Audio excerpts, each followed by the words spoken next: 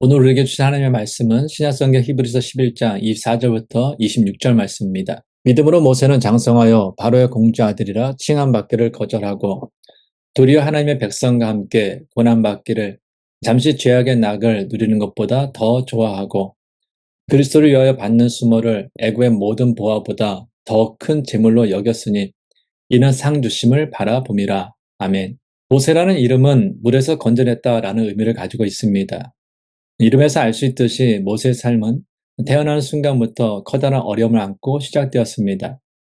그는 이스라엘 민족이 이집트에서 400년 동안 노예 생활을 하던 시대에 태어났습니다. 그때는 남자아이가 태어나면 나일강에 던져져 죽임을 당하는 참혹한 시기였습니다. 그의 부모는 믿음으로 모세를 석 달 동안 숨어 키웠지만 결국 그도 갈대 상자에 담겨 나일강에 던져졌습니다. 그럼에도 불구하고 모세는 이스라엘 영웅이자 하나님으로부터 크게 쓰임받은 사람이 되었습니다. 성경은 모세에 대하여 다음과 같이 증언합니다. 신명기 33장 1절입니다. 하나님의 사람 모세가 죽기 전에 이스라엘 자손을 위하여 축복함이 이러하니라. 성경은 모세에 대하여 하나님의 사람이라고 증거합니다. 이것은 그리스도인들에게 붙여줄 수 있는 별명 가운데 가장 아름답고 영광스러운 호칭입니다. 신명기 34장 10절입니다.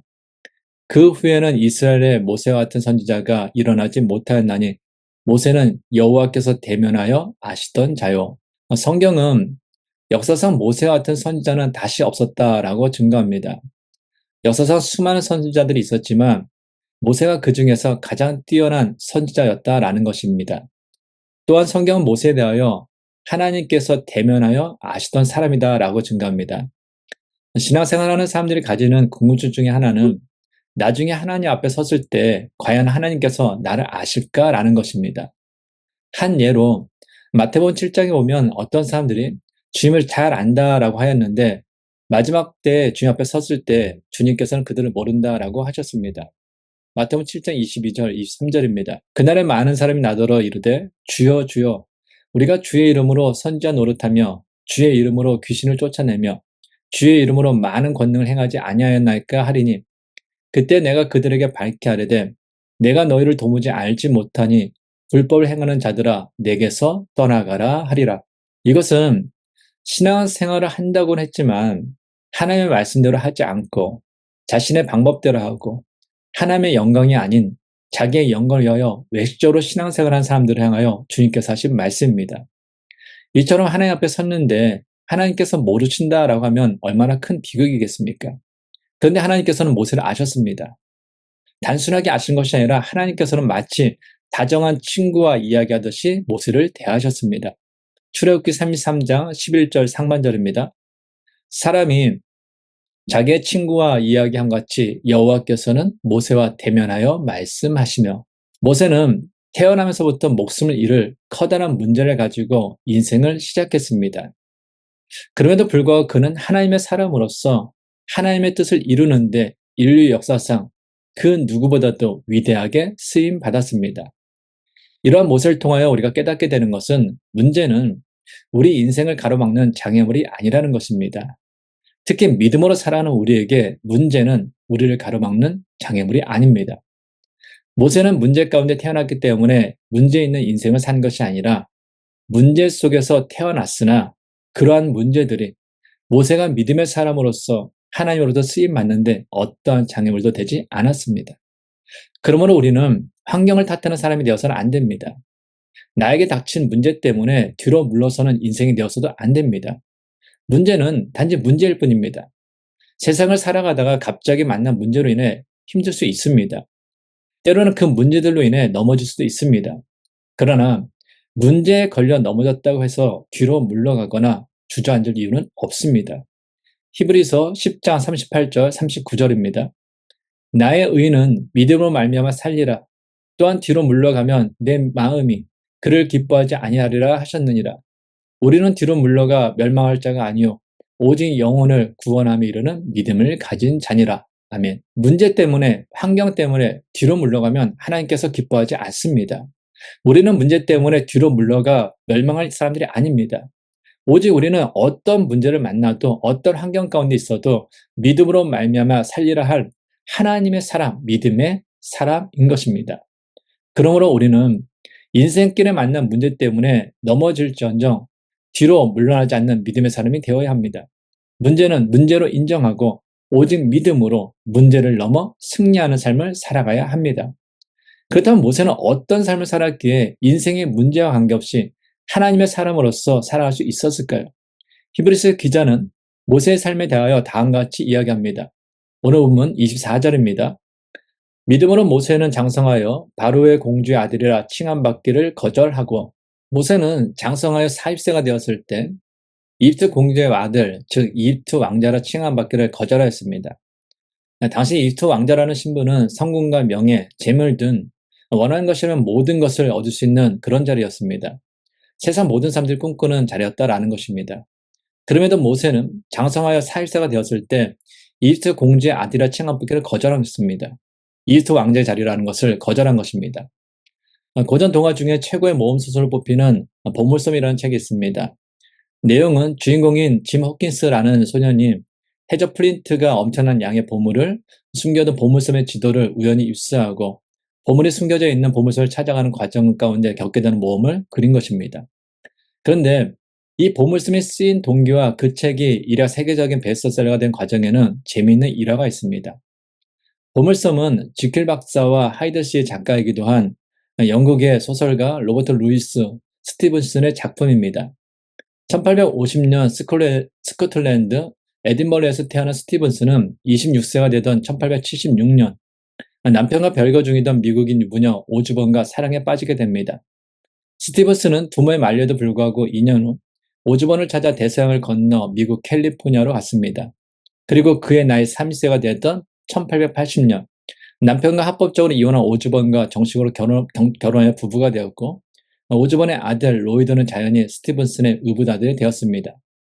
이듬해인 1881년 스티븐슨은 아들과 의붓아들을 데리고 미국에서 영국으로 돌아왔습니다. 그러나 갑자기 생활 환경이 바뀐 의붓아들 로이드는 영국 생활에 쉽게 적응하지 못했습니다. 이와 같은 상황 가운데 순전히 의붓아들을 즐겁게 해주기 위해 쓴 글이 바로 보물섬입니다. 근데 이 글은 처음에 바다의 요리사라는 제목으로 어린이 잡지인 영포크스에 연재되었습니다.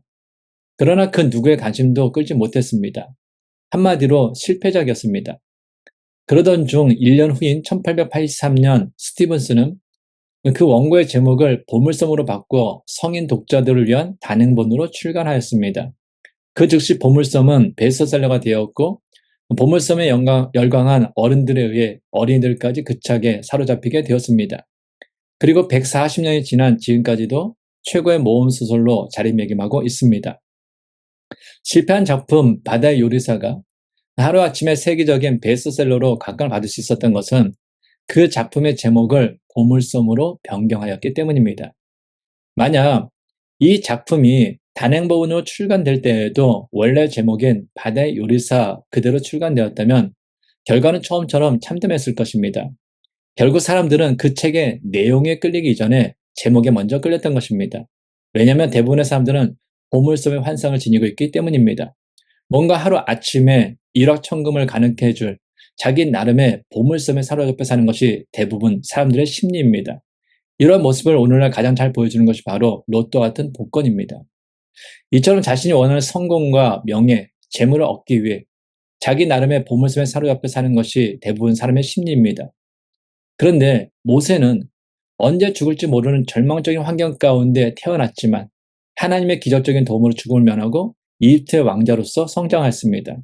그는 당시 최고의 교육을 받았고 모든 사람들이 그토록 갈망하는 성공과 명예, 재물을 소유했습니다. 그렇다면 일반적으로 생각하기에 이집트 왕자로서 살아가는 것이 하나님의 뜻이다라고 생각하고 그 자리가 주는 성공과 부와 명예를 누리며 일생을 평안하게 살면 될 것입니다. 그러나 모세는 그 모든 것을 거절하였습니다. 그 이유가 무엇입니까? 모세는 이집트 왕자로서 세상에 주는 즐거움을 잠시 누리는 것보다는 하나님 안에서 정말 가치 있는 삶을 사는 것을 더 좋아했기 때문입니다. 오늘 보면 25절입니다. 도리어 하나님의 백성과 함께 고난받기를 잠시 죄악의 낙을 누리는 것보다 더 좋아하고, 모세가 모든 세상 사람들이 부러워하는 모든 조건이 갖춰진 이집트 왕자는 신분을 거절한 이유는 그는 이집트 왕자로서 이 세상에서 잠시 낙을 누리는 것보다 하나님 안에서 정말 가치 있는 삶을 사는 것을 더 좋아했기 때문입니다. 즉 모세는 이집트 왕자가 주는 성공, 명예, 재물, 권력이 중요하지 않아서 거절한 것이 아니라 그에게는 그것들보다 자기 민족 이스라엘과 하나님이 더 중요했기 때문에 이집트 왕자라는 신분이 주는 세상의 유익들을 다 포기할 수 있었던 것입니다. 프랑스의 유명한 실존주의 철학자인 장폴 샤르트르는 인생은 B와 D 사이의 C다라고 하였습니다. 이것은 인생은 B, 벌스로 시작해서 D, 대수로 끝난다라는 것을 의미하는 것으로 모든 사람은 태어난 순간부터 한시도 멈추지 않고 죽음을 향해 돌진하고 있다라는 것입니다. 그럼에도 다행스러운 것은 하나님께서 B와 D 사이에 초이스 C를 주셨다라는 사실입니다. 세상에 태어난 사람은 사는 동안에 어느 자리에 오르고 무엇을 소유했다 할지라도 그 마지막은 죽음으로 끝날 수밖에 없습니다. 그러나 사는 동안에 어떤 가치를 가지고 무엇을 선택하느냐에 따라 그의 삶은 죽음이라는 절망으로 끝날 수도 있고 영원이라는 새로운 삶의 시작을 할 수도 있습니다. 이러한 진리를 모세는 깨달았습니다. 그래서 그는 이집트 왕자로서 이 세상에서 세상이 주는 잠깐의 즐거움을 누리는 것보다는 하나님과 이스라엘을 더 중요하게 여김으로 이집트 왕자라는 그 신분을 포기하고 하나님과 자기 민족 이스라엘을 선택했던 것입니다. 사람은 무엇을 선택하며 사느냐에 따라서 그 인생이 결정됩니다.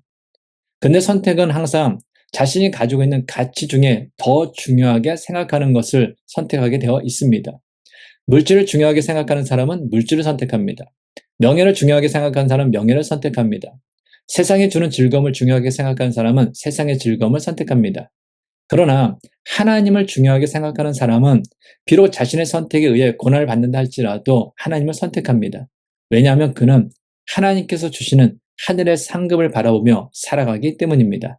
오늘 보면 26절입니다. 그리스도를 위하여 받는 수모를 애굽의 모든 보화보다 더 큰 재물로 여겼으니 이는 상주심을 바라봄이라. 아멘.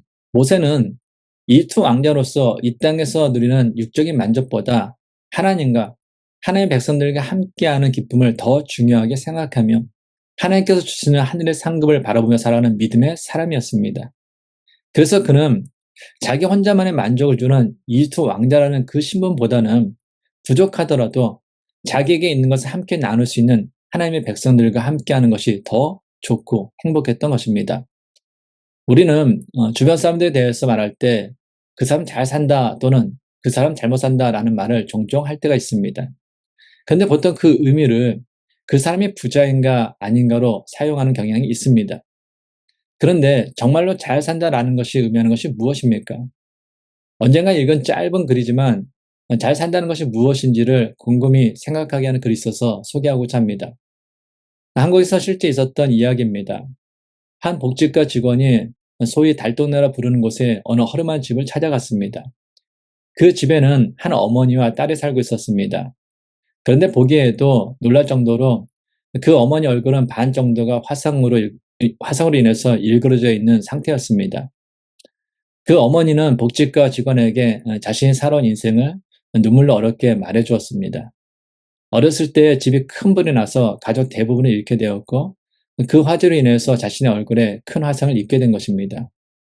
그 이후 제대로 돌봐줄 사람이 없어서 오랫동안 구걸하면서 힘들게 살아왔습니다. 한때 잠깐 맹인인 남편을 만나 아이를 갖게 되었지만 남편 역시 병으로 일찍 세상을 떠나가므로 지금까지 두 모녀가 어렵게 생을 유지해 온 것입니다. 상담을 마치고 복지과 직원이 그 집의 부엌을 살펴보니 쌀 한 톨 없는 상태였다고 합니다. 그래서 그는 어머니에게 쌀부터 바로 보내드리고 그 다음에 곧 보조금을 드리게 될 것이다 라고 위로하고 막 가려고 했습니다. 근데 그때 그 어머니가 복지과 직원의 손을 꼭 붙잡으면서 장로 속에서 꽤 무거워 보이는 봉지 하나를 꺼내어 손에 쥐어주는 것입니다. 그 속을 보니 100원짜리 동전들이 가득 들어있었습니다. 그동안 구걸하면서 혼자 약속하기를 1000원짜리가 들어오면 생활비로 하고 500원짜리 동전이 들어오면은 계속해서 시력을 잃어가는 딸 아이의 수술비에 쓰고 100원짜리 동전이 들어오면 자기보다 더 어려운 노인분들을 위해 드리겠다라고 한 것입니다. 그래서 이것을 지금 전해주어야 마음이 편할 것 같다라고 하시면서 주는 것입니다. 이 복지과 직원이 그 동전을 받아서 집에 가서 세어보니 모두 1006개였다라고 합니다. 그 동전들을 세는 동안 열 손가락이 더러워졌지만 감히 그 거룩한 더러움을 수탈하지 못하고 그날 밤 인생의 의미를 생각하면서 뜬 눈으로 지속이 됐다라는 것입니다. 쌀 한 톨 없는 상황에서도 그동안 구걸하면서 모은 100원짜리가 한가득 들어있는 봉지를 맡기는 그 어머니의 마음이 잘 사는 것이 무엇인지를 우리로 하여금 다시금 생각하게 합니다. 일반적으로 사람들은 많이 갖기 위해서 열심히 살아갑니다. 그리고 많은 것을 가질 수 있는 자리에 오르기 위해서 열심히 살아갑니다. 심지어 그것을 위해 부정도 저지르기도 하고 다른 사람에게 피해를 주기도 합니다. 이것은 많이 갖게 되면 잘 사는 것이라 생각하는 현대인의 가치관이 만들어내는 가슴 아픈 현실입니다. 그런데 이런 형태의 가치관이 오늘날 그리스도인들 신앙생활에도 고스란히 반영되어 있는 것을 보게 됩니다. 그래서 믿음하면 무엇인가를 하나님으로부터 더 많이 얻어내는 것이다 착각합니다. 그러다 보니 믿음으로 산다라고 하지만 정작 자신은 변하지 않고 하나님을 바꾸고 다른 사람을 바꿔 자신이 원하는 것을 얻으려는 잘못을 범합니다. 그러나 진정 주님께서 우리에게 원하시는 믿음은 내가 변하는 것입니다. 이전에는 더 많은 것을 가지고 더 많은 것을 가질 수 있는 높은 자리에 오르기 위한 목적을 가지고 살았다라면 이제는 믿음으로 내게 있는 것을 다른 사람과 함께 나눈 삶으로 변해가는 것. 믿음으로 하나님과 하나님의 백성들과 함께 하는 것을 더 좋아함으로 이 세상에서 잠시 누리는 즐거움을 거절할 수 있는 그 삶으로 변해가는 것. 그것이 하나님께서 우리에게 원하시는 믿음의 모습입니다. 모세의 삶은 우리에게 중요한 믿음의 본을 보여줍니다. 그는 이집트 왕자로서 모든 성공과 권력, 재물과 명예를 가질 수 있는 자리에 있었지만 그 모든 것을 포기하고 하나님과 하나님의 백성을 선택했습니다. 모세는 세상의 즐거움을 포기하고 하나님의 뜻을 따르는 길을 선택했습니다. 그는 고난과 어려움 속에서도 하나님께서 주시는 상급을 바라보며 살았습니다. 예수 그리스도를 믿음으로 하나님의 자녀된 믿음의 사람에게 중요한 것은 이 땅에서 무엇을 소유하느냐의 문제가 아니라 하나님 안에서 어떤 삶을 살아가느냐의 문제입니다. 모세가 하나님을 선택했던 것처럼 우리도 세상의 유혹을 거부하고 하나님의 뜻을 따르기로 결단해야 합니다.